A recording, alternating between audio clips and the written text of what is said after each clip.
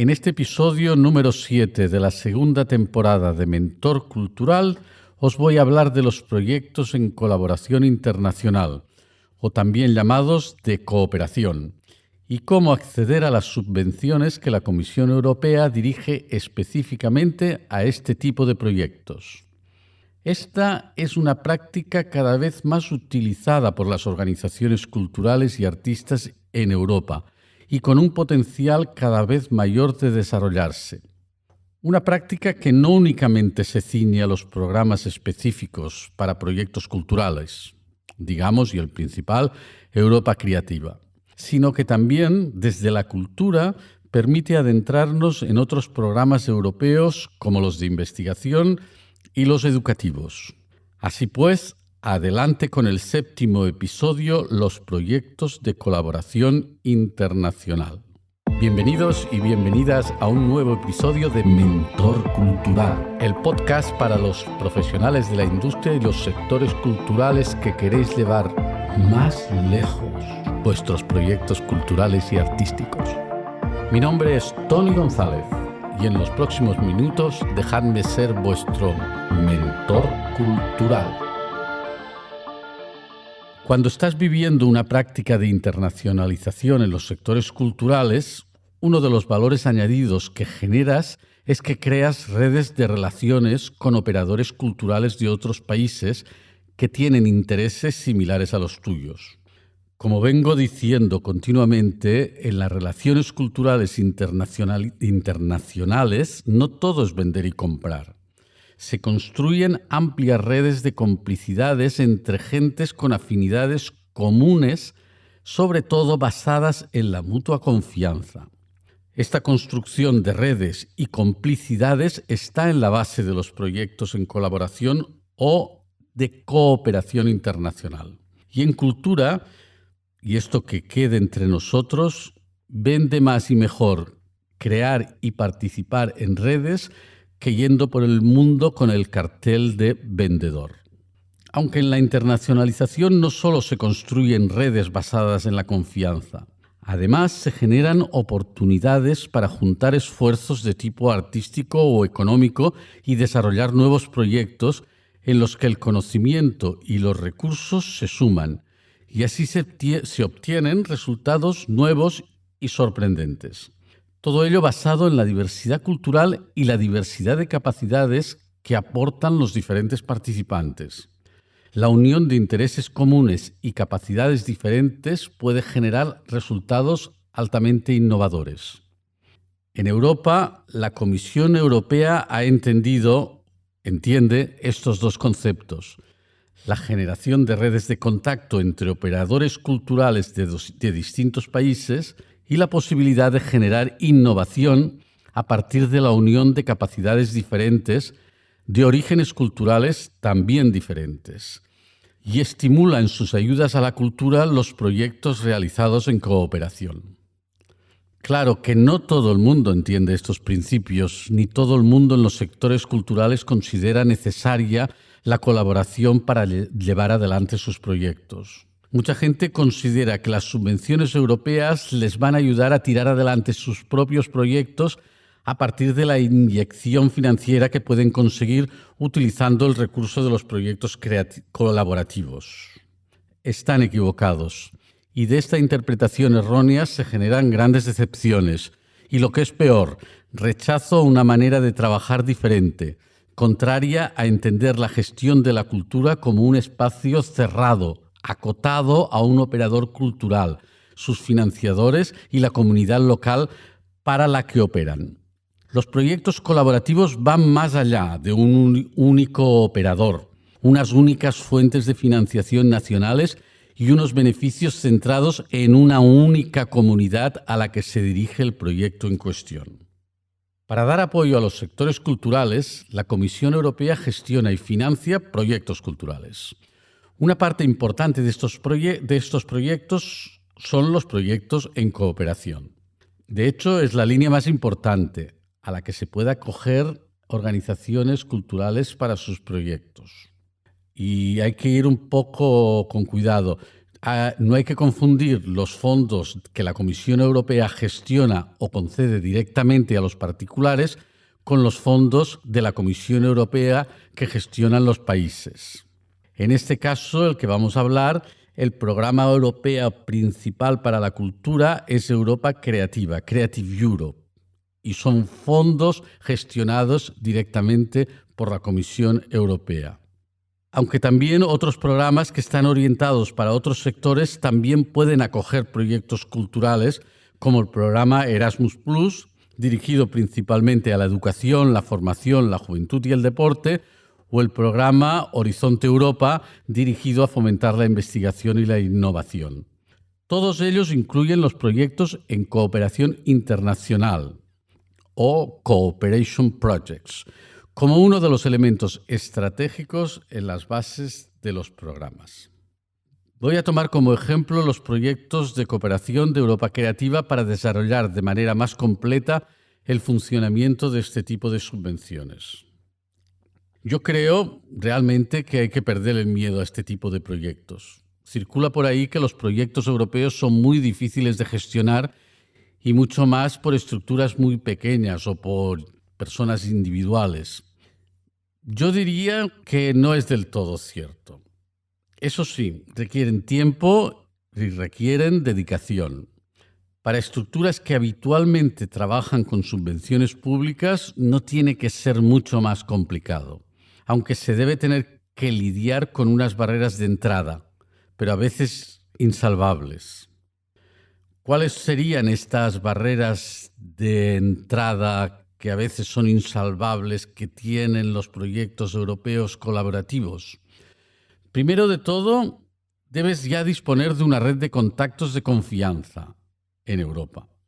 Este es el elemento común de los proyectos colaborativos y en cooperación. Debes tener ya formada la red de contactos a nivel europeo.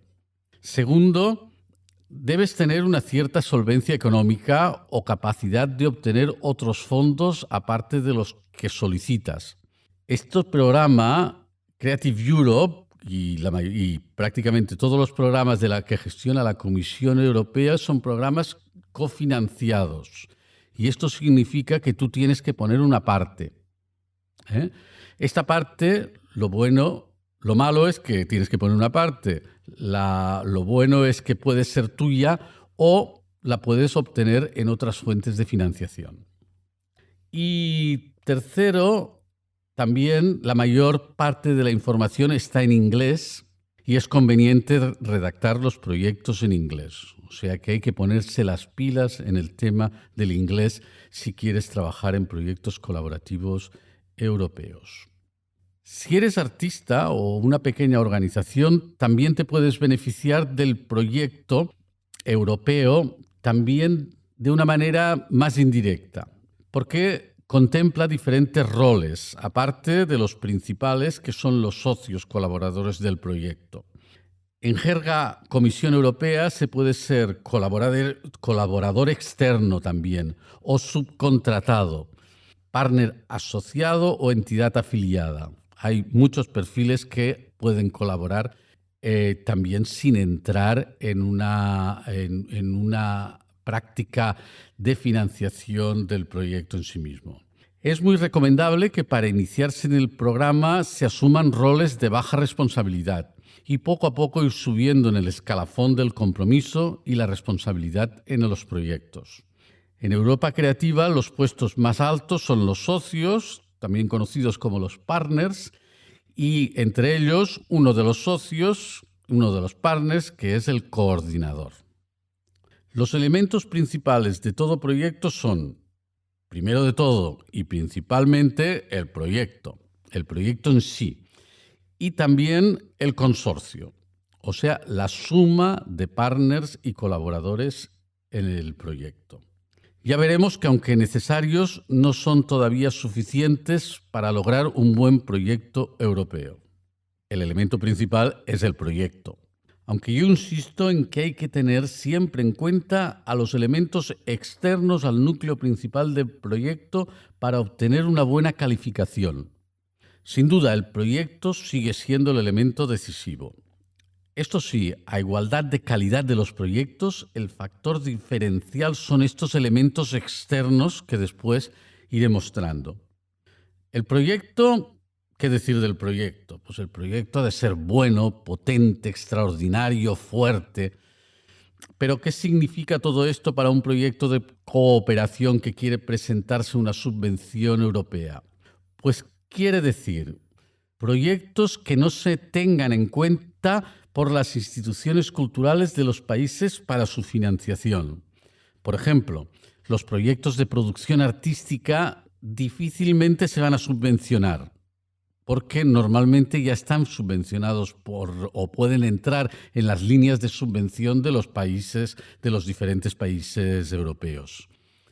Si hablamos en términos de co-creación y co-creación internacional, ya nos acercamos un poco más a los proyectos colaborativos europeos.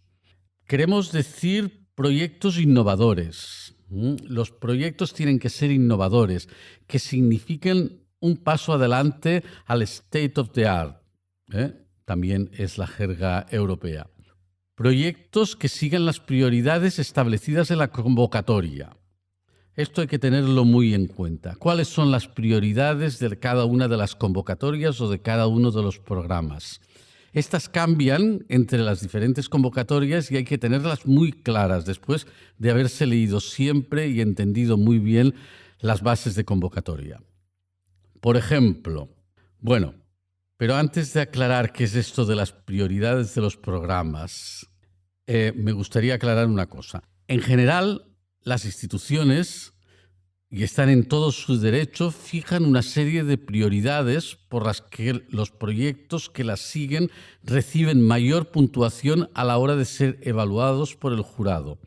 En 2023, por ejemplo, para presentarse a proyectos de cooperación de Europa Creativa, se deben tener en cuenta las siguientes prioridades. Y este es el caso concreto de Europa Creativa en 2023. Los objetivos de la convocatoria son la creación y la circulación transnacional, además de la innovación. El proyecto se tiene que centrar en estos temas. Las prioridades de la convocatoria: desarrollo de audiencias, inclusión, sostenibilidad medioambiental, digitalización y dimensión internacional. Son conceptos bastante amplios en los que pueden entrar muchos tipos de proyectos. Además, otras prioridades vinculadas a algunos sectores específicos que también se han introducido en la convocatoria. Prioridades específicas para el sector del patrimonio, este año se han incluido, y prioridades específicas para el sector de la música. Además, los proyectos deberán tener en cuenta las prioridades generales y de cultura de la Unión Europea. Es muy difícil que te subvencione la Unión Europea un proyecto en el cual no estás trabajando con sus prioridades. Las cosas son así. Estas se conocen como cross-cutting. Y en 2023, pero en todo el programa de Europa Creativa actual, son inclusión, diversidad, igualdad de género y medio ambiente y lucha contra el cambio climático. Seguimos con los requerimientos para diseñar proyectos fuertes. Los proyectos deben servir para otros operadores culturales. Esto también es importante. Normalmente, cuando la Comisión Europea subvenciona un proyecto, es para que pueda circular la información libremente en todos los sectores culturales, en los profesionales de los sectores culturales, y así enriquecer el sector. Han de estar pensados como una demostración, la cual debe ser correctamente comunicada para que otros operadores culturales puedan reutilizar los resultados. Esta actividad comunicativa se llama en la jerga diseminación. Y es un elemento clave. Ahora pasemos al otro gran tema a cuidar mucho en los proyectos colaborativos, y es lo que se llama el consorcio. El consorcio es el grupo de partners, beneficiarios y gestores del proyecto. En los proyectos de cooperación de Europa Creativa, el número de partners del consorcio depende de lo que se denomina la escala del proyecto. Pueden ser de pequeña escala, de mediana escala y de grande escala. Y concretamente en Europa Creativa y en Cooperación, para pequeña escala se requieren 3 partners de 3 países, de mediana escala 5 partners de 5 países y de gran escala 10 partners de 10 países. También según la escala está el nivel económico que tú puedes pedir en tu proyecto. Es muy importante la composición del consorcio. Es importante que la responsabilidad sea compartida. No se trata, en este tipo de proyectos, de un coordinador, que es el que define, diseña el proyecto, y los otros socios los busca para que vayan de comparsas. Se trata de que el proyecto sea verdaderamente ejecutado en cooperación. Y en el formulario ya deberás ir con mucho cuidado de demostrarlo. Ahora pasemos a un elemento clave en la solicitud de subvenciones, que es el formulario. Tienes que rellenar siempre un formulario y tienes que poner en palabras tu proyecto. ¿Qué palabras pones para definirlo? Como todo proceso de solicitud de una subvención, el formulario que te entregan para rellenar es clave en el éxito de tu propuesta. Teniendo en cuenta que tu proyecto es suficientemente potente y encaja con los requisitos de la convocatoria, ahora llega este punto crítico que es explicarlo correctamente. También podríamos decir, explicarlo como a los convocantes y el jurado les gusta oírlo. En realidad se trata de facilitarles el trabajo. Yo he sido varias veces jurado de Horizon Europe y de Europa Creativa y os puedo asegurar que después de leer muchos proyectos, si la información no se transmite como se pide en el formulario y se tiene que descifrar entre líneas, hay alguna probabilidad que se pierdan detalles importantes o que pierdan detalles importantes los miembros del jurado. Por lo tanto, os voy a dar unos consejos súper importantes. Leed bien el formulario y contestad lo que piden en él, no otras cosas, sino lo que pide el formulario. Entended lo que se está preguntando y por qué, porque todo tiene su lógica. Primero, entended los formularios, después empezad a escribir. No repitáis los mismos conceptos en diferentes preguntas. Cada pregunta tiene su respuesta y no tiene por qué ser duplicada. En algunos casos os pueden pedir información adicional en un dossier PDF.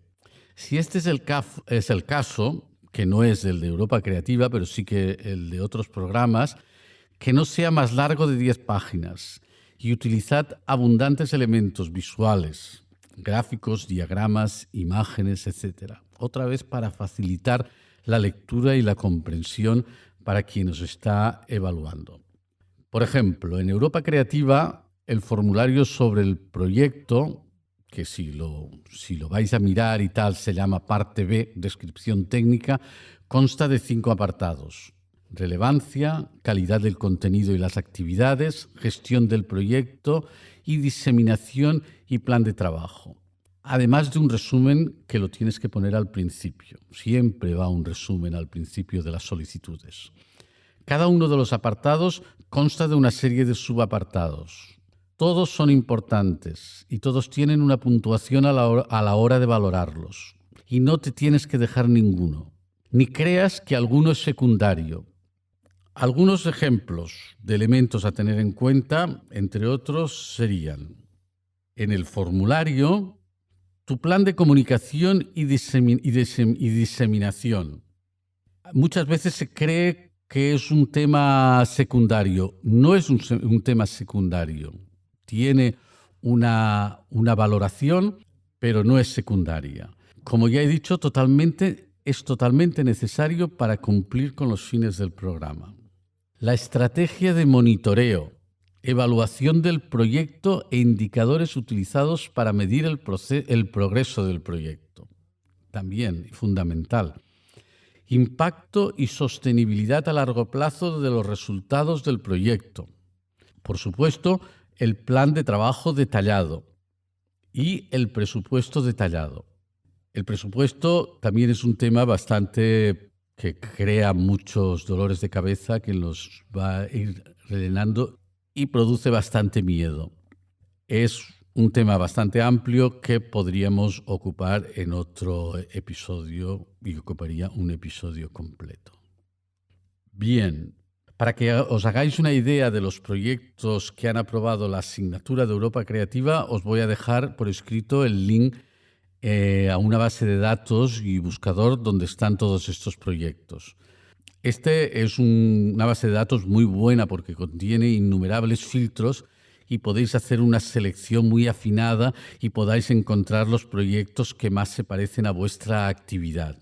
En general, si vais a aplicar a proyectos europeos, proyectos colaborativos o no, o queréis más información de qué tipo de proyectos se mueven hoy en día en Europa, cuáles son estos proyectos innovadores, colaborativos, que están cubriendo estas prioridades y estos objetivos de Europa Creativa, es bueno darse una vuelta por este link de Europa Creativa, de la sección de proyectos, y mirar, analizar, comparar lo que están haciendo otras personas y de lo que están haciendo otros consorcios o grupos de partners en sus proyectos.